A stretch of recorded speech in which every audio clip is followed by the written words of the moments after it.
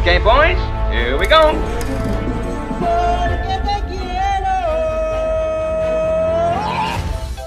Halo Celengers, kembali lagi bersama Mimin di Celengan Film. Apa kabar nih kalian hari ini? Ya semoga selalu sehat dan bahagia ya. Oke, di video kali ini Mimin akan menceritakan alur film yang berjudul Hitman Agent Jun yang dirilis pada tahun 2020. Film ini berpusat pada Jun, seorang agen rahasia legendaris yang mempunyai mimpi menjadi komikus. Daripada kelamaan, yuk mari kita menonton. Film dimulai dengan memperlihatkan Jun kecil yang yatim piatu setelah kecelakaan merenggut nyawa kedua orang tuanya. Jun yang suka berantem dan hobi menggambar kemudian direkrut oleh agen rahasia bernama Deokyu yang tergabung dalam tim SHIELD. Meski awalnya Jun tidak mau, ia terpaksa menjalani kehidupannya sebagai agen rahasia.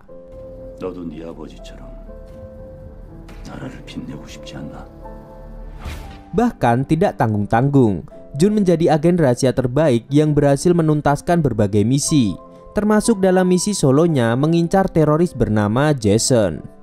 Jun yang sempat membuat teroris mendunia itu terluka parah juga berhasil menangkap adik Jason yang ditunjuk pelaku pengeboman.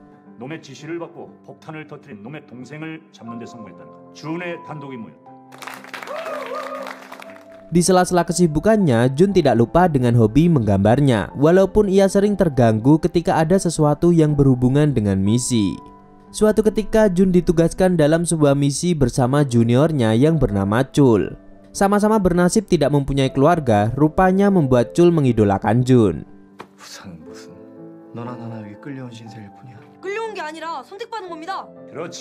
Dan kini saatnya mereka melakukan misi bersama. Saat bersiap untuk terjun dari helikopter, Jun masih sempat menggambar potret dirinya yang dimintanya sebagai foto pemakaman jika ia gagal dalam misi kali ini. Malam itu cuaca memang sedang buruk, tapi Jun tetap terjun dan apesnya lagi parasutnya tidak mau terbuka.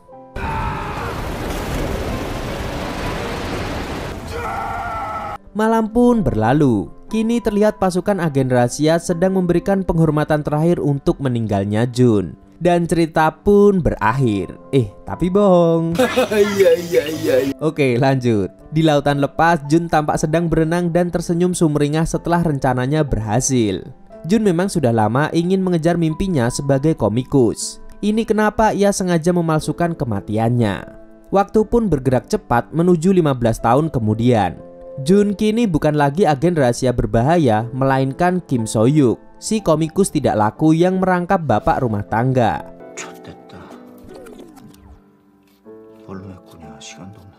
Ya, setelah tahun-tahun berlalu, nasib tidak berpihak pada Jun yang kini menjalani kehidupan belangsa. Bayaran komiknya yang kecil juga membuat ia yang seharusnya menjadi kepala keluarga tidak bisa berkutik di depan istrinya.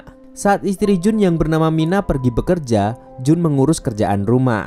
Siapa sangka bapak rumah tangga yang begitu terampil dulunya adalah agen rahasia terlatih dan melegenda. Dan setelah bersih-bersih rumah, Jun menonton berita yang menayangkan kematian dari seorang pria dengan kondisi matanya dicungkil oleh orang yang tak diketahui.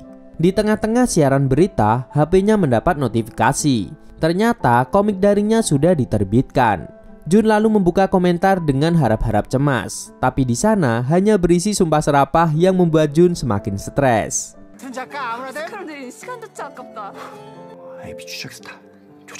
Seperti biasa, Jun selalu menjemput anaknya yang bernama Gayong. Tapi anak itu yang bercita-cita menjadi rapper senang mendengarkan lagu dengan headphone sampai-sampai nyaris tertabrak mobil. Kelakuan anaknya ini membuat Jun ingin menyita handphonenya. Tapi sebaliknya, Gayong malah mengancam akan bilang pada ibunya jika Jun diam-diam merokok. Dan karena Jun ini masuk dalam golongan suami-suami takut istri, ia pun mengalah dalam sekejap. Tampaknya Gayong menyadari permasalahan ayahnya, yaitu komiknya selalu mendapat komentar jelek dan tidak laku di pasaran. Ia pun menyarankan Jun untuk membuat komik yang bercerita tentang kisah hidupnya saja.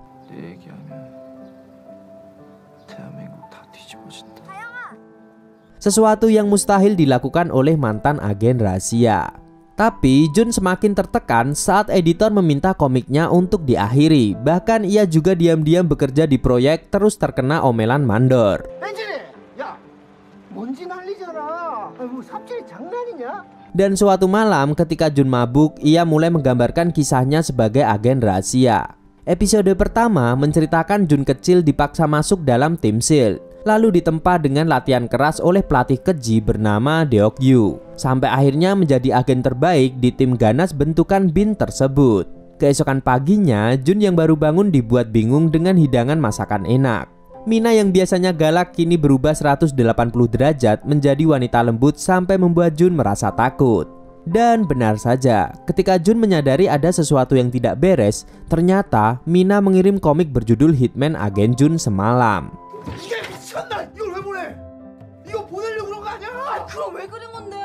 Bahkan saat ini komiknya sudah terbit dan mendapatkan banyak komentar bagus. Namun bukannya merasa senang, Jun justru menjadi sangat panik karena semua yang tertulis di komik itu sesuai dengan nama asli tanpa disensor. Ia pun bergegas mendatangi editor lalu memintanya untuk menghapus unggahan komik itu. Tapi editor sudah pasti menolak permintaan konyol Jun. Ketika Jun merasa dilema untuk melanjutkan komiknya, ia membaca buku harian Gayong dan menangis terseduh-seduh saat ditampar kenyataan jika selama ini ia ternyata adalah beban keluarga.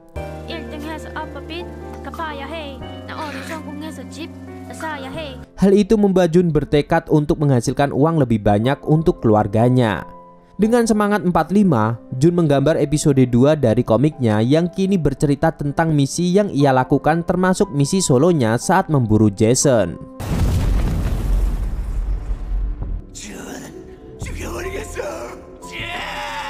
Dalam sekejap, komik Jun menempati peringkat teratas dan meledak di pasaran. Komik penuh aksi dari agen rahasia bernama Jun dibaca dari berbagai kalangan. Dari keberhasilannya ini, Jun membelikan piano elektrik impian Gayong. Tapi ternyata aksi yang sebenarnya baru akan dimulai. Deok-yu akhirnya mengetahui tentang komik itu.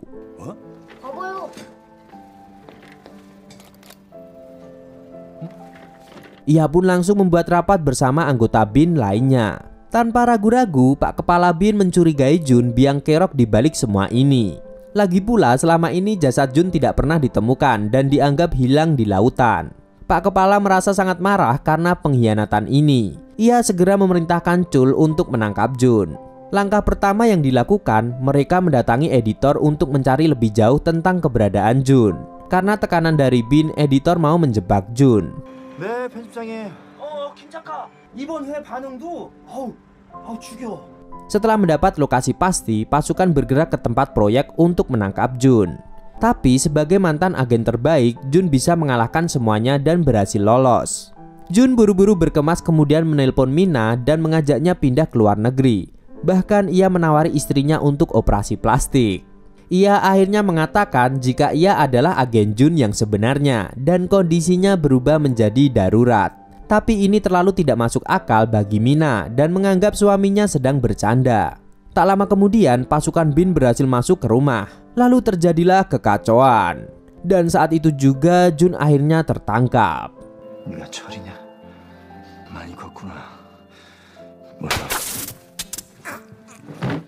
Sementara itu editor kembali mendapat ancaman brutal dari Jason yang mana sedang memburu Jun. Tapi Jun sudah lebih dulu tertangkap pihak Bin dan kini berada di ruang interogasi bersama Chul, Deok-yu, dan Pak Kepala. Di sana Jun mengatakan yang sejujurnya tentang mimpi menjadi komikus serta alasannya menggambar komik itu karena butuh uang. Kembali sejenak pada Jason, ia akhirnya menculik Mina lalu menyuruh Jun untuk segera datang dengan membawa Deok-yu sebagai tebusan.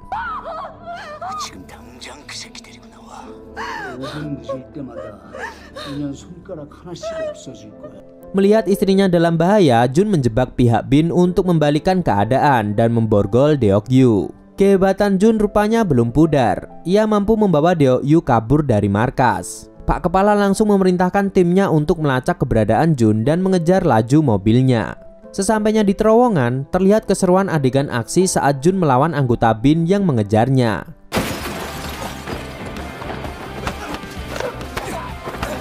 Setelah berhasil membereskan semua, Jun mengambil alih mobil orang lain secara paksa seperti di game GTA. Dan selepas kepergian Jun, orang suruhan Jason menembaki anggota Bin yang sudah tidak sadarkan diri supaya Jun yang tertuduh. Di perjalanan menuju markas Jason, Deok-yu baru tahu jika Jason mengincarnya karena sudah menyiksa adiknya secara kejam seperti di komik Jun. Terlihat saat ini Jason sedang meresapi kesedihan dari panel-panel komik Jun. Sementara Jun hanya sebagai perantara untuk membawa Deok-yu ke hadapannya. Beralih ke Pak Kepala yang kini menemukan teka-teki tentang dalang dibalik pembunuhan anggota timnya selama ini. Ternyata Jason yang menjadi otak dari kematian mengenaskan para agen yang dicongkel matanya. Akan tetapi Pak Kepala justru mengira Jason dan Jun bekerja sama. Saat kemarahannya memuncak, Pak Kepala menghubungi HP Deok-yu yang disembunyikan dalam celana. Jun yang mengangkat panggilan dari dalam celana malah jadi terlihat ambigu.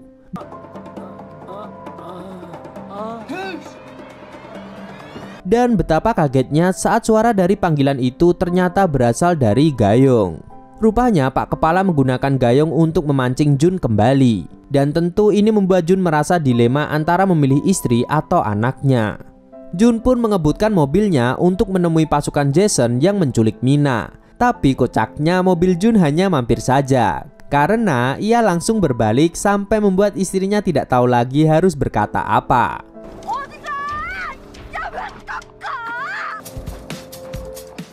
Ternyata nalurinya sebagai ayah dan agen rahasia membuatnya kembali ke pihak Bin. Sementara ia dalam perjalanan kembali, Chul membantu Gayong untuk kabur menemui ayahnya. Dan mereka pun bertemu di pelabuhan sesuai kesepakatan. Namun sesampainya di sana, Chul justru menodongkan pistol pada Jun. Melihat ayahnya menyerah di depan Chul, Gayong langsung mengungkit kehidupan belangsa yang dijalani Jun supaya Chul merasa kasihan.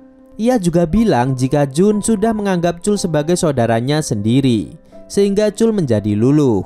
Kemudian Jun menceritakan apa yang sebenarnya terjadi, seperti kenapa ia membawa Deok-yung dan berurusan dengan Jason. Setelah mengetahui itu, Chul membantu Jun dan Deok-yu yang sepakat bekerja sama mengalahkan Jason dengan berpura-pura gagal di depan Pak Kepala. Chul juga memberikan amunisi untuk melawan teroris tersebut, meski lagi-lagi sialnya senjata mereka justru ketinggalan.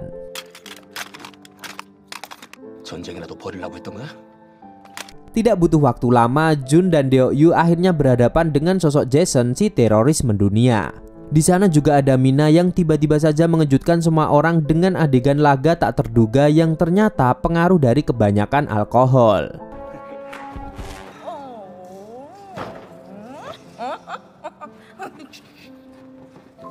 Kembali lagi pada Jason. Ia yang memang mengincar Deok-yu menempatkan pelatih itu di kursi listrik. Jason menyuruh Jun untuk menyiksa Deok-yu seperti Deok-yu di komik menyiksa adiknya. Namun melihat Jun seperti main-main, Jason berubah pikiran ingin membakar keduanya. Untungnya saja mereka berhasil menghindar dan kemudian datanglah bala bantuan dari anggota Bin. Ninu. Pertarungan tidak bisa dihindari lagi. Baku tembak di sana-sini terjadi dan baru berhenti saat Jason tertangkap. Tidak hanya Jason saja yang menjadi target Pak Kepala, melainkan juga Jun yang kini diincar penembak handal dari Bin. Di saat peluru mengincar Jun, Chul berlari untuk menghadang tembakan itu. Keadaan ini membuat Pak Kepala marah dengan drama-drama internal dalam tubuh organisasinya. Ditambah lagi, ternyata ada satu anak buah Jason yang lolos dan menembak dari arah atas.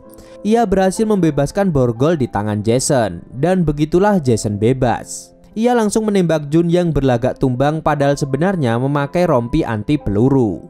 Jadi ketika semua pasukan Bin sudah di bawah kendali Jason, Jun menjadi satu-satunya yang tersisa. Dengan kekuatan yang sudah terisi, Jun pun meledakkan separuh ruangan sampai membuat orang-orang kehilangan arah ketika saling melawan.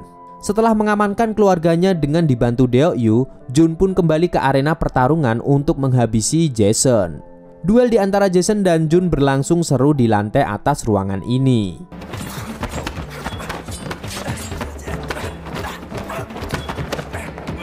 Dan Jun tampaknya memanfaatkan ruang untuk mendorong Jason terjun dari atas dan menghantam atap mobil sampai Jason tidak sadarkan diri. Dengan bergaya jagoan, Jun membuat orang-orang menatapnya kagum. Dan tibalah ia mengatakan kalimat pamungkas. Misi terakhir komplit. Dan film pun tamat.